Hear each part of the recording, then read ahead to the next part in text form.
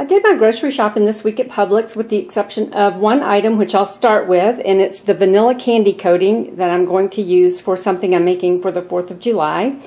So at Publix I got 2 of these baguettes, 2 ears of corn on the cob, some bananas, grape tomatoes, 2 bags of lettuce. One's the sweet butter and one is the sweet and crunch.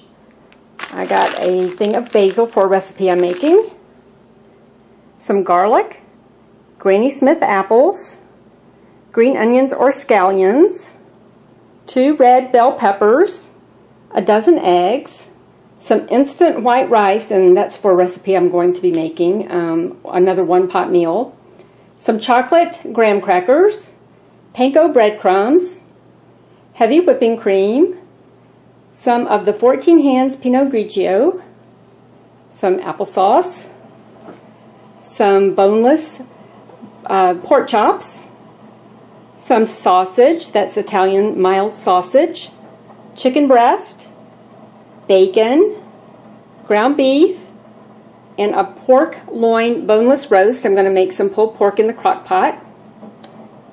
I got some chorizo, and that's for another recipe that I'm going to be trying this next week.